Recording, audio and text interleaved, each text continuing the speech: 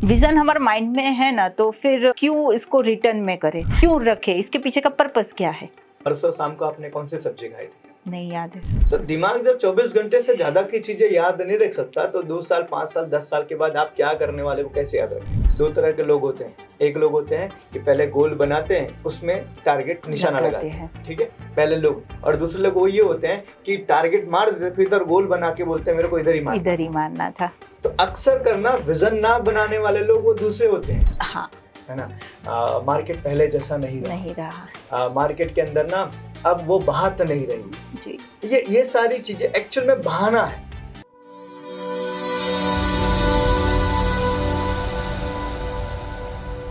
Vision कई बार ऐसा होता है, और ये मेरे पास काउंटर क्वेश्चन भी आता है कि विजन हमारे माइंड में है ना, तो फिर हम क्यों इसको रिटर्न में करें? माइंड में है, हमें याद है चीजों के ऊपर, हम भाग भी रहे हैं, तो रिटर्न में रखना जरूरी है क्या? क्यों रखे, इसके पीछे का पर्पस क्या है? मैं आपको एक सवाल पूछता हूँ, परसों शाम को आपने कौन सी सब्जी खाई थी? नहीं याद है सर। नहीं। तो दिमाग जब 24 घंटे से ज्यादा की चीजें याद नहीं रख सकता तो 2 साल 5 साल 10 साल के बाद आप क्या करने वाले वो कैसे याद रखेगा? Right sir. तो दिमाग के ऊपर भरोसा मत करो। आप किसी सेमिनार में गए, मानो कि वहां पर ट्रेनर ने 4 घंटे तक बोला, बहुत सारी चीज बोली और आपने कुछ नहीं लिखा। आपको घर पे आकर कोई पूछे कि उस ट्रेनर ने क्या बोला, आपको क्या लगता है 4 घंटे में से आप कितना टाइम बोल पाओगे?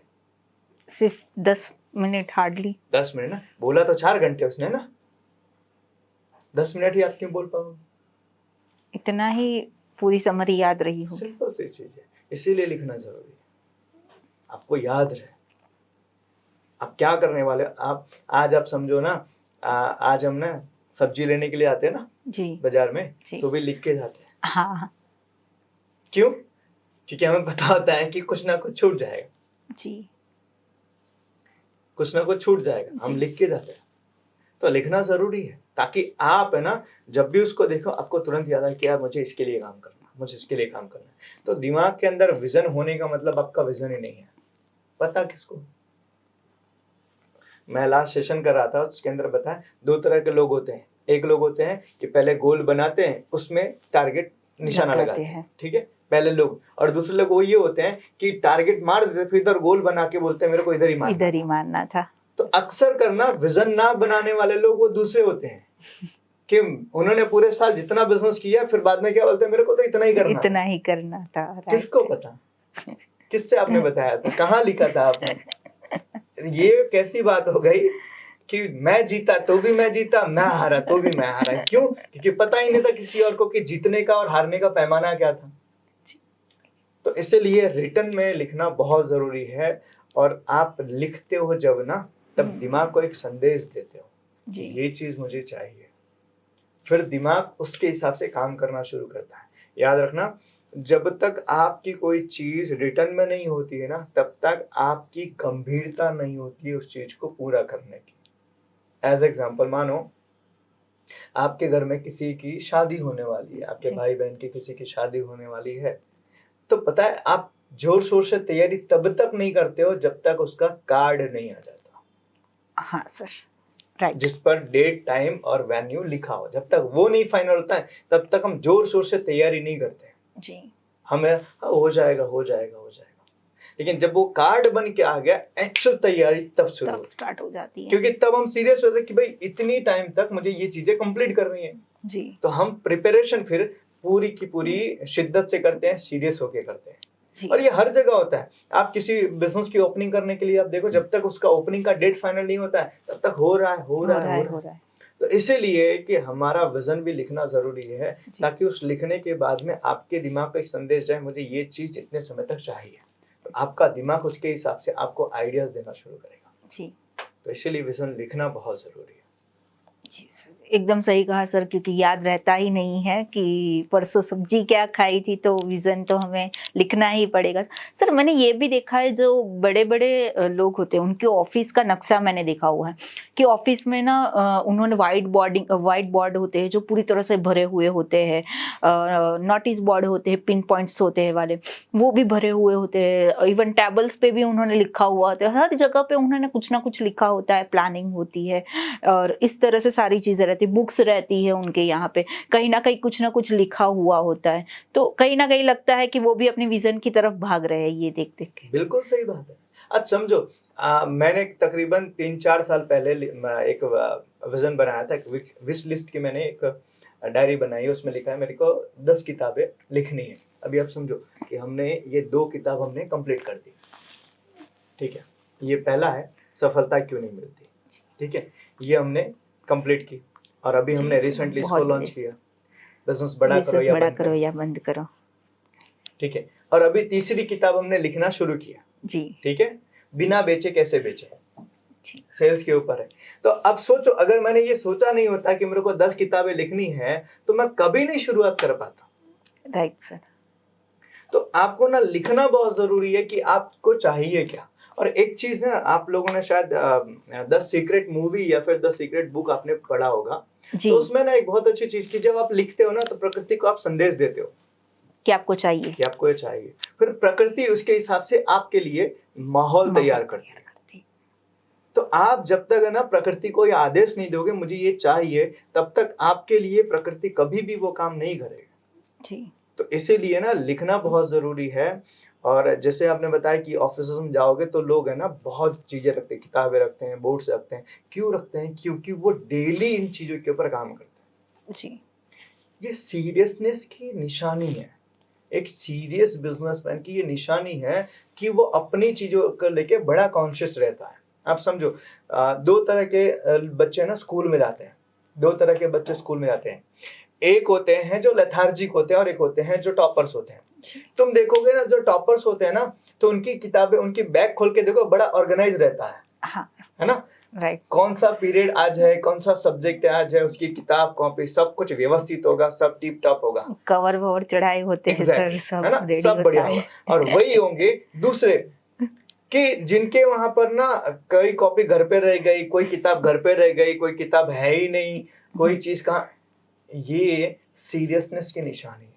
फिर ऐसा नहीं हो सकता है, ऐसा हम नहीं बोल सकते कि भाई टॉपर ये हर बार टॉप क्यों करता है, बिकॉज वो ऑर्गेनाइज है, वो सीरियस है अपनी चीजों को लेके। उसको पता है कि भाई कौन सा टेस्ट कब होने वाला, तो मुझे तैयारी कब करनी है, कौन सा मेरा एग्जाम कब आने वाला, तो मुझे कैसे कैसे तैयारी करनी, किसके पेपर के पहले मुझे क्या, वो पूरी चीजों को कॉन्शियसली ध्यान से रखता है और सीरियसली रहता है, और इसीलिए वो टॉप करता है। और कुछ लोग होते हैं जो इन चीजों को ध्यान नहीं रखते, बाद में कंप्लेन करते हैं कि सर पेपर बड़ा टफ आया था है ना। हाँ। पेपर बड़ा टफ आया था और चेक करने वाले ने पक्षपात किया है ना। वो टीचर ने तो उसको सपोर्ट किया, मुझे सपोर्ट नहीं किया, यहाँ पे 1 मार्क मेरे बच जाते हैं। हाँ, ये हम बहाने निकालना। तो बिजनेसमैन भी यही करना शुरू करते हैं। जब उनका बिजनेस ग्रो नहीं करता है ना, उनका बिजनेस स्ट्रगल करता है उनका बिजनेस, तब वो बोलते हैं कि मार्केट में बहुत कंपटीशन हो गया, हाँ, है ना, मार्केट पहले जैसा नहीं रहा, मार्केट के अंदर ना अब वो बात नहीं रही जी। ये सारी चीजें एक्चुअल में बहाना है। आप मुझे बताओ, आप एक चीज मुझे बताओ, आप पहले जैसा क्या चाहते हो? कुछ भी नहीं है, आज चेंज चाहिए सबको, लाइफ में डेली में भी चेंज चाहिए सर, रूटीन में भी चाहिए चेंज। आप ऐसे सोच रहे हो कि पहले जैसा मार्केट नहीं रहा हो? कभी नहीं होगा। आप जो 10 साल की उम्र में कपड़े पहनते थे, आज वो पहन सकते हैं? नहीं सर। तो 10 साल पुराना जिस तरीके से बिजनेस होता था, आज उस तरीके से बिजनेस कैसे हो सकता है? आप सोचो तो सही। तो change is a law of nature जी, राइट सर। तो ये प्रकृति का नियम है, ये बदलना होता रहेगा और कंटिन्यूअसली होता रहेगा। आप नहीं बदल रहे हो तो गलती आपकी है, मिस्टेक्स आपका है। फिर आप ये दोष नहीं दे सकते हो कि मार्केट में कंपटीशन बढ़ गया है, कस्टमर का टेस्ट बदल गया है और अब लोग है ना मेरे यहाँ टिक के काम नहीं करते हैं, अब कस्टमर मेरे वहां ज्यादा नहीं, क्योंकि बहुत सारी चीजें ऐसी है जो कस्टमर को चाहिए, टीम को चाहिए, आप नहीं कर रहे।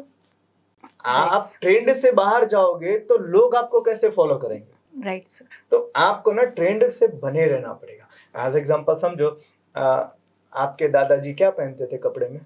धोती कुर्ता। आपके पिताजी?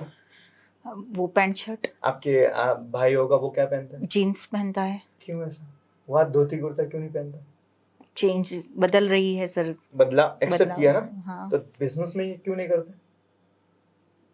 बिजनेस में क्यों नहीं करते?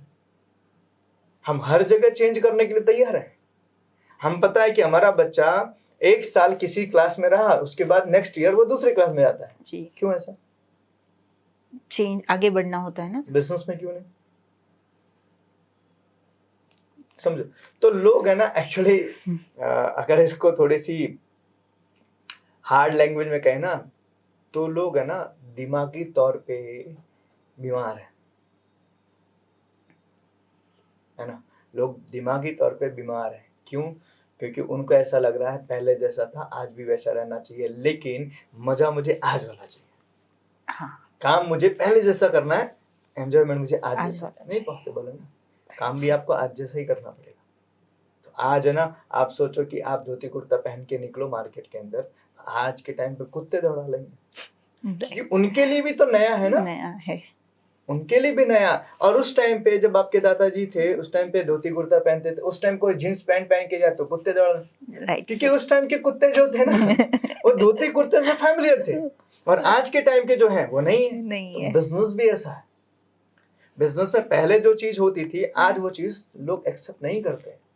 जी, और आप वो चेंजेस नहीं करोगे तो लोग आपको एक्सेप्ट कैसे करेंगे? फिर आप ये बोलो कि मार्केट में बहुत सारी चीजें प्रॉब्लम आ रही है, ये है वो है। एक्चुअल में वो सब प्रॉब्लम नहीं है, आप अपने बिजनेस का सबसे बड़ा प्रॉब्लम है। आपको अपने आप को, अपने माइंडसेट को चेंज करना पड़ेगा, और जो ट्रेंड है उस ट्रेंड के हिसाब से आपको चलना पड़ेगा, तो ही आप सर्वाइव कर पाओगे। जी, राइट सर। चेंज तो होना पड़ेगा, करना है, वरना सर जब प्रकृति करवाती है तो वो बहुत हार्ड हो जाता है सर। बिल्कुल फिर बिल्कुल सही बात है, बिल्कुल सही बात। एक सिंपल, और समझो ना, ऐसा नहीं है कि हम इसको एक्सेप्ट समझते नहीं है, समझते सब है। हम सबको पता है ठंडी के बाद क्या आएगा, गर्मी की सीजन आएगी। क्यों, कैसे पता? सर पहले से ही ऐसी चेंजिंग आ रही है ना। तो ठंडी के बाद गर्मी आएगी ना, गर्मी ऐसा तो नहीं है ठंडी के बाद हम रेनकोट खरीदते हैं, नहीं सर, नहीं ना। नहीं। तो ये पता है हमें कि ठंडी के बाद गर्मी आएगी, तो गर्मी के कपड़े हमें पहनने पड़ेंगे, फिर बारिश आएगी, ये हमें पता है। बिजनेस के बारे में भी हमें पता तो है ही कि चेंजेस आ रहे हैं, लेकिन हम क्या सोच रहे हैं कि नहीं यार, ठंडी के बाद ना बारिश आनी चाहिए, या ठंडी कभी खत्म ही नहीं होनी चाहिए। तो ये हम अपना एक लेकर चल रहे हैं, और उसके कारण ये दिक्कतें आ रही है। तो देखो, कहते हैं ना कि आपको प्रवाह के साथ बहना पड़ेगा। राइट सर, आपको प्रवाह के साथ बहना पड़ेगा, तभी आप मार्केट में लंबा टिक पाओगे।